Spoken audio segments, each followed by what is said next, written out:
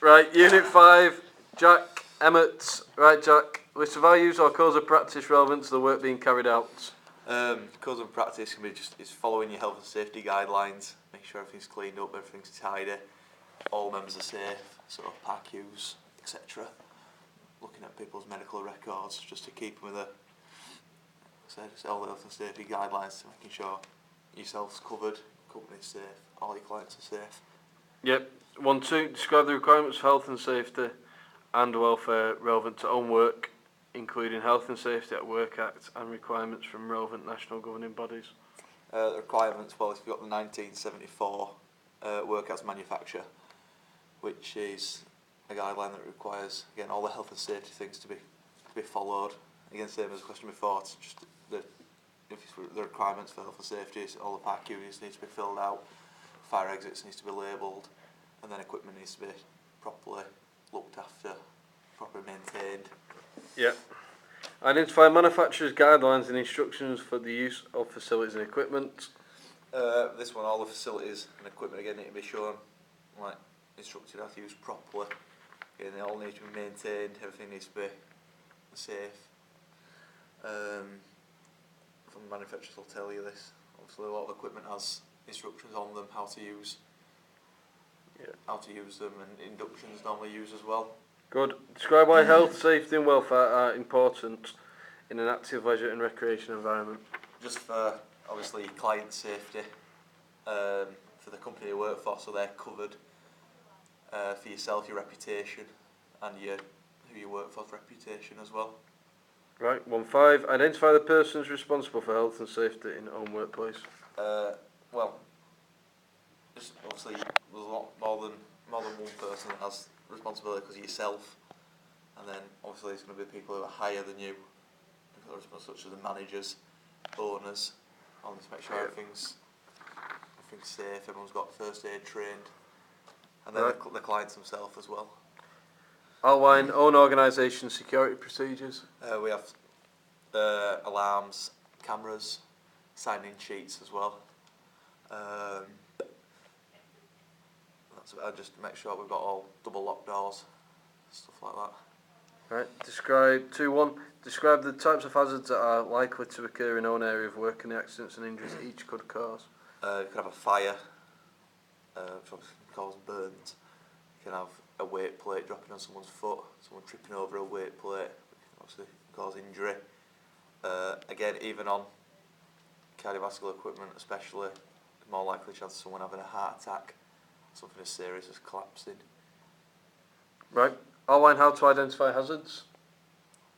Well, identifying hazards, obviously if there's smoke, fire, you can have, if you're noticing that there's equipment left out, that needs to be put away, tidied away, wet floors, and someone showing signs of going pale, something like that, might be more likely that they're going to have a collapse or something more serious. Right. List health, safety and security checks to be followed. Park queue forms need to be filled out. Maintenance on all the equipment, stuff needs to be cleaned properly.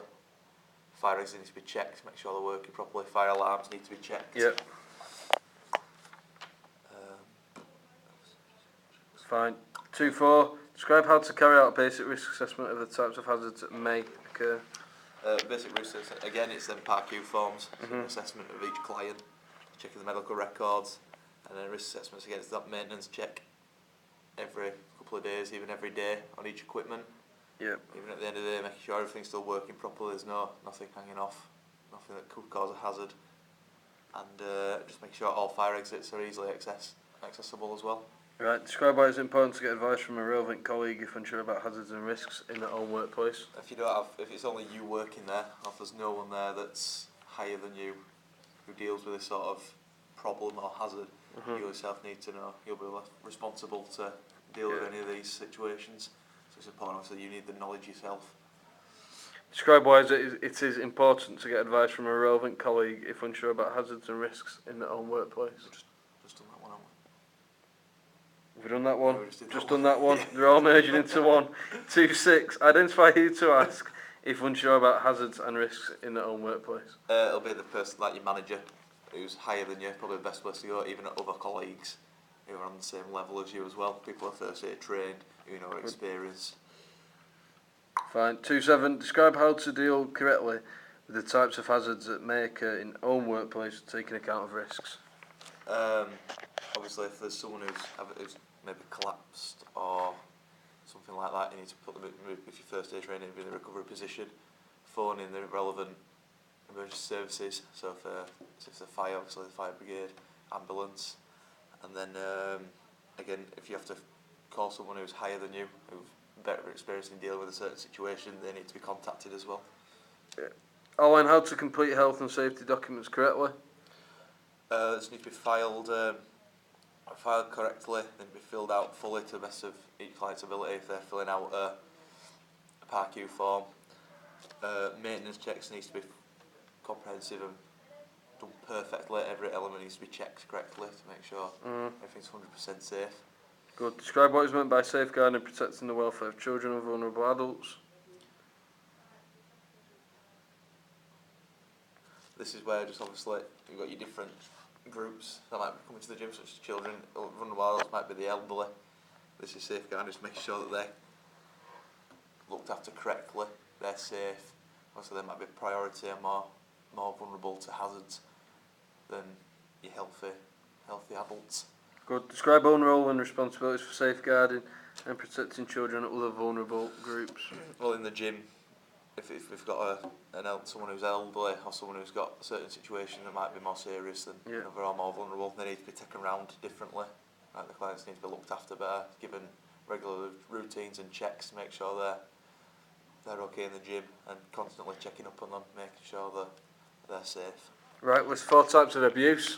Racial, verbal, physical and mental.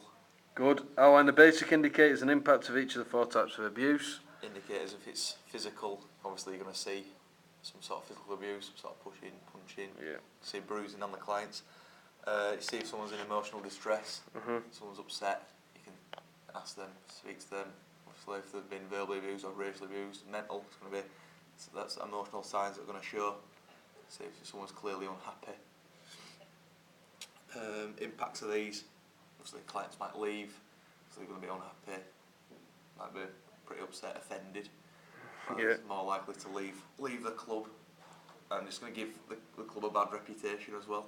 Good. Describe the risks that individual abusers or potential abusers pose to children and vulnerable people. Again, it's just going to be these abusers in the gym, more vulnerable groups such as the children are more likely to be affected. So such as they might be more easily physically hurt. If the younger might be more impressionable, might have more chance to be mentally affected, emotionally. Describe organisational policies and procedures in relation to safeguarding and protecting, including the reporting procedures. Obviously, if there's some sort of abuse that's been noticed, you need to be telling someone who's higher than you, such as a manager, so that person can be dealt with correctly, whether they've been just given a warning or if they're just removed from the club completely.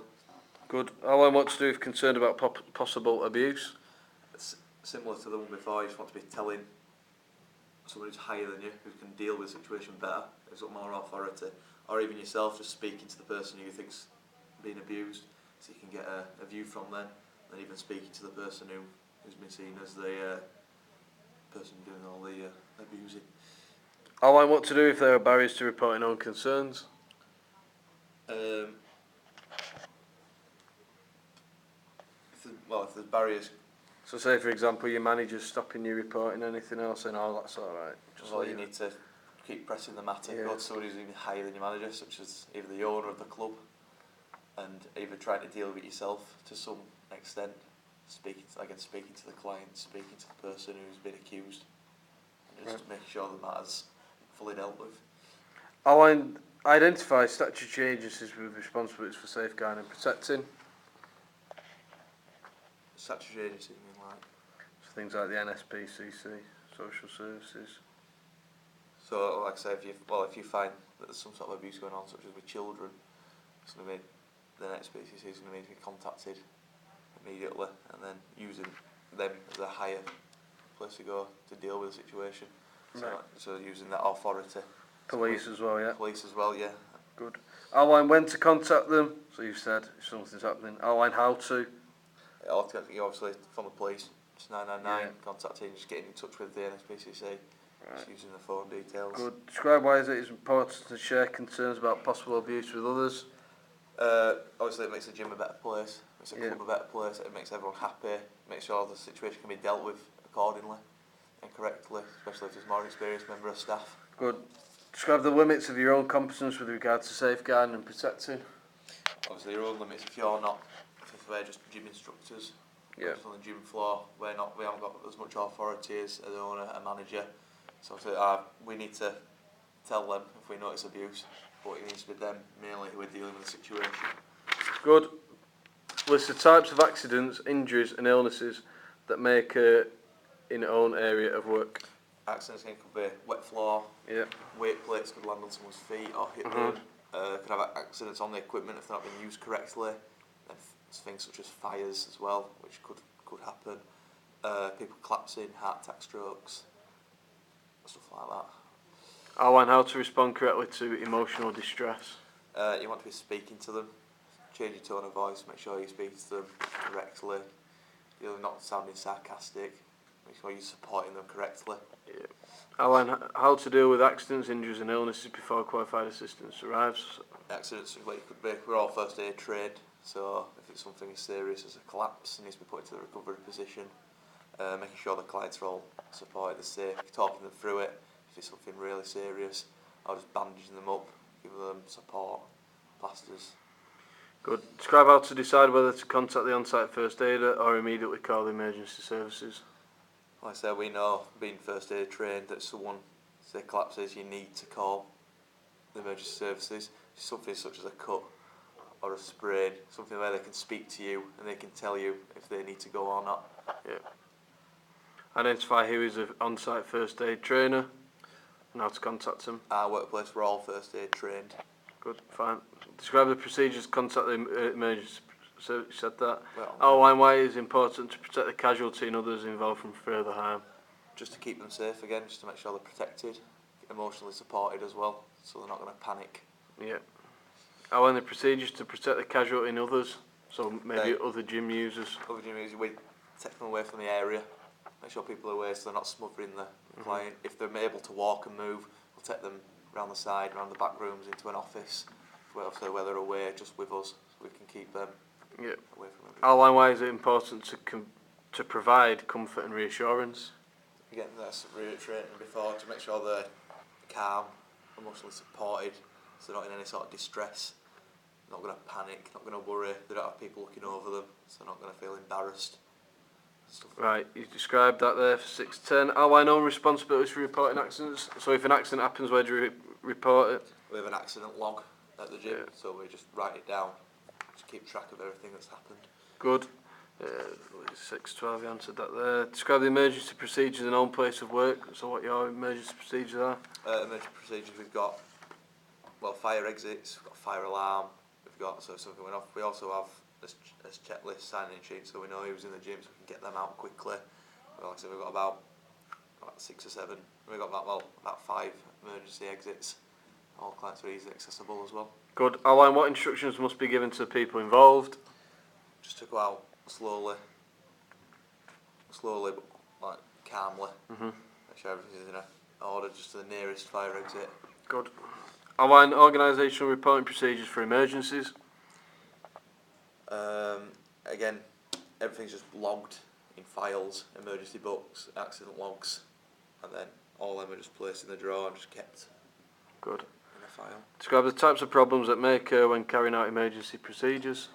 People are panicking, people are worrying, might cause a bit of chaos. Yep. So again, everything needs to be controlled. Describe why problems that occur when carrying out emergency procedures should be reported. So if there is an emergency and something happens whilst there's an emergency, why is it important to write it down? Again, just to make sure that it's just all logged before, so it's not going to happen again, so you can look back at it to see what you could change as well. Good. Identify who to report a problem to.